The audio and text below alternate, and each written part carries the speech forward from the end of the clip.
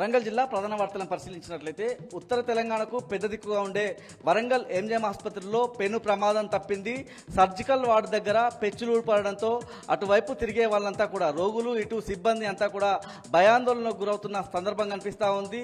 ప్రమాద సమయంలో ఏ ఒక్కరూ అక్కడ లేకపోవడంతో పెను ప్రమాదం తప్పినట్లయింది. అక్కడ ఆ ప్రాంతంలో సంచరించేటువంటి రోగులు అదేవిధంగా సిబ్బంది వైద్యులంతా కూడా భయపడుతున్న సందర్భం కనిపిస్తూ ఉంది. గతంలోనూ ఎంజిఎం ఆసుపత్రికి సంబంధించి పెచ్చులుడు పడిన ఘటనలు జరిగినా ఇప్పటి వరకు రాష్ట్ర ప్రభుత్వం పట్టించుకున్న పాపాన పోలేదు. ఇప్పటికిప్పుడు అక్కడ ఉన్నటువంటి మరమ్మతులు చేయాల్సిన గదులే కావచ్చు, ఇతర అంశాలకు సంబంధించి నిధులు లేవన్నటువంటి అంశాన్ని అయితే ఆసుపత్రికి సంబంధించిన సిబ్బంది, ఆసుపత్రి యాజమాన్యం చెప్తున్న సందర్భం కనిపిస్తూ ఉంది. వరంగల్ జిల్లా నుంచి మరో ప్రధాన వార్త పరిశీలించినట్లయితే ఓరుగల్లు ఇలవేల్పు శ్రీ భద్రకాళి అమ్మవారి దేవస్థానంలో శ్రీ శాకాంబరి నవరాత్ర ఉత్సవాలు అంగరంగ వైభవంగా జరుగుతున్నాయి. రెండవ రోజు అమ్మవారు ఉదయం కపాలిని క్రమంలో అదేవిధంగా సాయంత్రం భగమాలిని క్రమంలో భక్తులకు ఆ అలంకరణల్లో దర్శనమిచ్చిన సందర్భం కనిపిస్తూ ఉంది.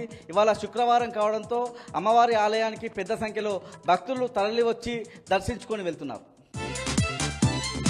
జయశంకర్ భూపాలపల్లి జిల్లా ప్రధాన వార్తలను పరిశీలించినట్లయితే గత 12 సంవత్సరాల నుంచి భూపాలపల్లి సింగరేణిలో సెక్యూరిటీ గార్డులుగా పనిచేస్తున్న ఉద్యోగులను కొత్తగా టెండర్ దక్కించుకున్న సంస్థ 47 మంది సెక్యూరిటీ గార్డులను తొలగించే ప్రయత్నం చేస్తుందని ఆరోపిస్తూ కాంట్రాక్ట్ సెక్యూరిటీ గార్డులంతా ఆందోళన నిరసన దిగిన సందర్భం కనిపిస్తూ ఉంది.